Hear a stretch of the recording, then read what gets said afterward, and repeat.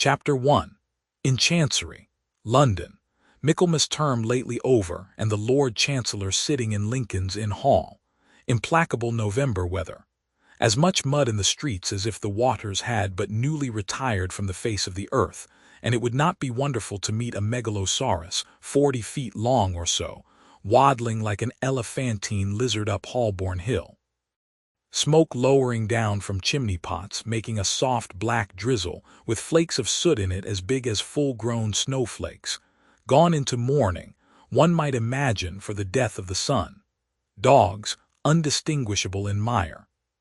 Horses, scarcely better, splashed to their very blinkers.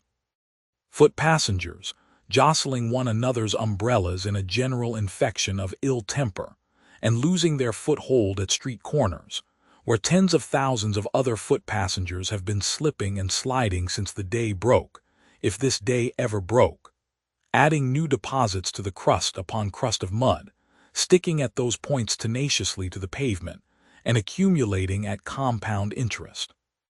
Fog everywhere. Fog up the river, where it flows among green aits and meadows. Fog down the river, where it rolls defiled among the tiers of shipping and the waterside pollutions of a great and dirty city.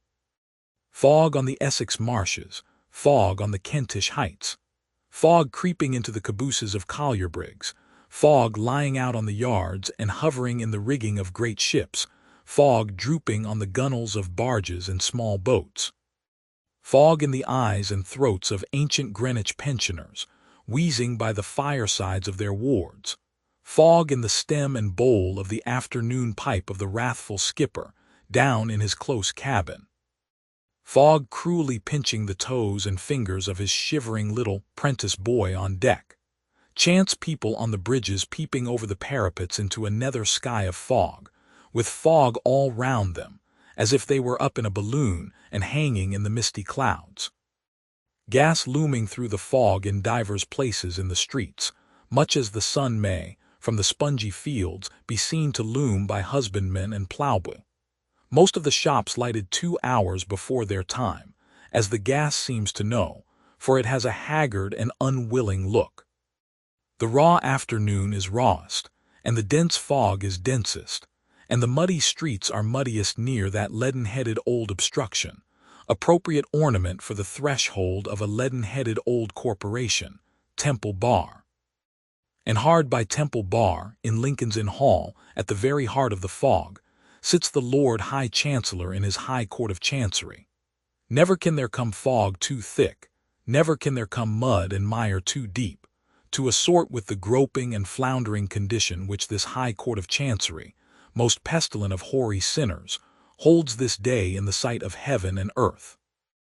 On such an afternoon, if ever, the Lord High Chancellor ought to be sitting here, as here he is, with a foggy glory round his head, softly fenced in with crimson cloth and curtains, addressed by a large advocate with great whiskers, a little voice, and an interminable brief, and outwardly directing his contemplation to the lantern in the roof, where he can see nothing but fog. On such an afternoon, some score of members of the High Court of Chancery Bar ought to be, as here they are, mistily engaged in one of the 10,000 stages of an endless cause, tripping one another up on slippery precedents, groping knee-deep in technicalities, running their goat-hair and horsehair warded heads against walls of words, and making a pretense of equity with serious faces, as players might. On such an afternoon the various solicitors in the cause, some 2 or 3 of whom have inherited it from their fathers, who made a fortune by it, ought to be, as are they not, ranged in a line.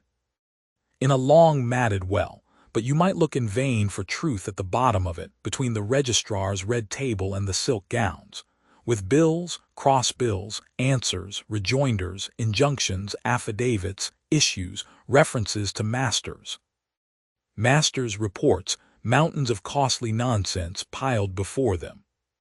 Well may the court be dim, with wasting candles here and there. Well may the fog hang heavy in it, as if it would never get out. Well may the stained glass windows lose their color and admit no light of day into the place. Well may the uninitiated from the streets, who peep in through the glass panes in the door, be deterred from entrance by its owlish aspect and by the drawl, languidly echoing to the roof from the padded dais, where the Lord High Chancellor looks into the lantern that has no light in it, and where the attendant wigs are all stuck in a fog-bank. This is the Court of Chancery, which has its decaying houses and its blighted lands in every shire, which has its worn-out lunatic in every madhouse and its dead in every churchyard, which has its ruined suitor with his slipshod heels and threadbare dress borrowing, and begging through the round of every man's acquaintance, which gives to moneyed might the means abundantly of wearying out the right, which so exhausts finances. Patience, courage, hope, so overthrows the brain and breaks the heart, that there is not an honorable man among its practitioners who would not give, who does not often give, the warning. Suffer any wrong that can be done you rather than come here. Who happened to be in the Lord Chancellor's court this murky afternoon besides the Lord Chancellor, the counsel in the cause, 2 or 3 counsel who are never in any cause, and the well of solicitors before mentioned. There is the registrar below the judge, in wig and gown, and there are 2 or 3 maces, or petty bags, or privy purses, or whatever they may be in legal court suits. These are all yawning, for no crumb of amusement ever falls from Jarndyce and Jarndyce, the cause in hand, which was squeezed dry years upon years ago. The shorthand writers, the reporters of the court, and the reporters of the newspapers invariably decamp with the rest of the regulars when Jarndyce and Jarndyce comes on. Their places are a blank. Standing on a seat at the side of the hall, the better to peer into the curtained sanctuary, is a little mad old woman in a squeezed bonnet who is always in court, from its sitting to its rising, and always expecting some incomprehensible judgment to be given in her favor. Some say she really is, or was, a party to a suit, but no one knows for certain because no one cares. She carries some small litter in a reticule which she calls her documents, principally consisting of paper matches and dry lavender. A sallow prisoner has come up in custody for the half-dozenth time to make a personal application, to purge himself of his contempt, which, being a solitary surviving executor who has fallen into a state of conglomeration about accounts of which it is not pretended that he had ever any knowledge, he is not at all likely ever to do. In the meantime, his prospects in life are ended. Another ruined suitor, who periodically appears from Shropshire and breaks out into efforts to address the Chancellor at the close of the day's business, and who can by no means be made to understand that the Chancellor is legally ignorant of his existence after making it desolate for a quarter of a century, plants himself in a good place and keeps an eye on the judge, ready to call out, "My lord," in a voice of sonorous complaint on the instant of his rising. A few lawyers' clerks and others who know this suitor by sight linger on the chance of his furnishing some fun and enlivening the dismal weather a little. Jarndyce and Jarndyce drones on. This scarecrow of a suit has, in course of time, become so complicated that no man alive knows what it means. The parties to it understand at least, but it has been observed that no 2 chancery lawyers can talk about it for 5 minutes without coming to a total disagreement as to all the premises. Innumerable children have been born into the cause, innumerable young people have married into it, innumerable old people have died out of it. Scores of persons have deliriously found themselves made parties in Jarndyce and Jarndyce without knowing how or why. Whole families have inherited legendary hatreds with the suit. The little plaintiff or defendant who was promised a new rocking horse when Jarndyce and Jarndyce should be settled has grown up, possessed himself of a real horse, and trotted away into the other world. Fair wards of court have faded into mothers and grandmothers. A long procession of chancellors has come in and gone out. The legion of bills in the suit have been transformed into mere bills of mortality. There are not 3 Jarndyces left upon the earth perhaps, since old Tom Jarndyce in despair blew his brains out at a coffee house in Chancery Lane. But Jarndyce and Jarndyce still drags its dreary length before the court, perennially hopeless. Jarndyce and Jarndyce has passed into a joke. That is the only good that has ever come of it. It has been death to many, but it is a joke in the profession. Every master in Chancery has had a reference out of it.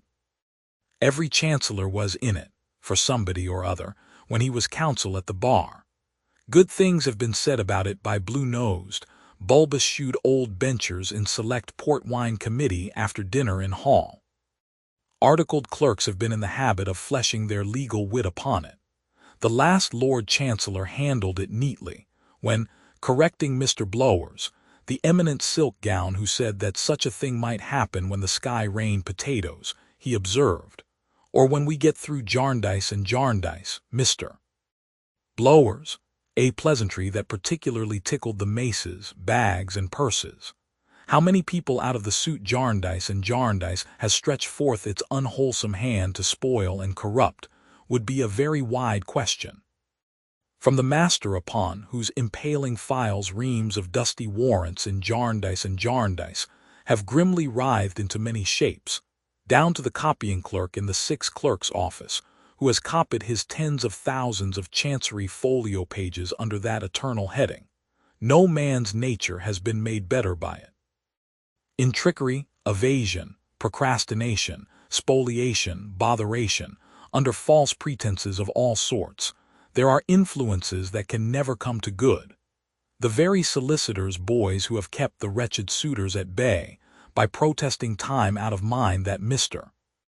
Chisel, Mizzle, or otherwise was particularly engaged and had appointments until dinner, may have got an extra moral twist and shuffle into themselves out of Jarndyce and Jarndyce.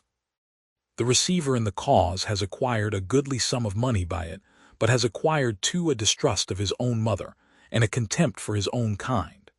Chisel, Mizzle, and otherwise have lapsed into a habit of vaguely promising themselves that they will look into that outstanding little matter and see what can be done for Drizzle, who was not well used, when Jarndyce and Jarndyce shall be got out of the office. Shirking and sharking in all their many varieties have been sown broadcast by the ill-fated cause, and even those who have contemplated its history from the outermost circle of such evil have been insensibly tempted into a loose way of letting bad things alone to take their own bad course, and a loose belief that if the world go wrong it was in some offhand manner never meant to go right. Thus, in the midst of the mud and at the heart of the fog, sits the Lord High Chancellor in his High Court of Chancery. "Mr. Tangle," says the Lord High Chancellor, latterly something restless under the eloquence of that learned gentleman. "M. Ludd," says Mr. Tangle. "Mr. Tangle knows more of Jarndyce and Jarndyce than anybody. He is famous for it, supposed never to have read anything else since he left school. Have you nearly concluded your argument?" "M. Ludd, no variety of points, feel it my duty to submit, Ludship," is the reply that slides out of Mr. Tangle. "Several members of the bar are still to be heard, I believe," says the Chancellor with a slight smile. 18 of Mr. Tangle's learned friends, each armed with a little summary of 1800 sheets, bob up like 18 hammers in a pianoforte, make 18 bows, and drop into their 18 places of obscurity. "We will proceed with the hearing on Wednesday fortnight," says the Chancellor, "for the question at issue is only a question of costs, a mere bud on the forest tree of the parent suit, and really will come to a settlement one of these days." The Chancellor rises, the bar rises, the prisoner is brought forward in a hurry, the man from Shropshire cries, "My lord!" Maces, bags, and purses indignantly proclaim silence and frown at the man from Shropshire.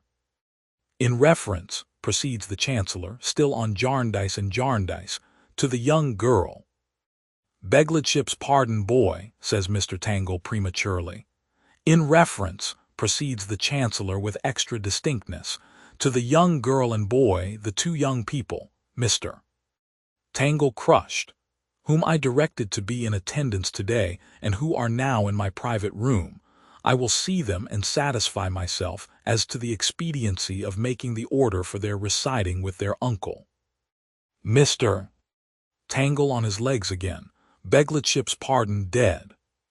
With there, Chancellor looking through his double eyeglass at the papers on his desk. Grandfather. Begletship's pardon, victim of rash action brains.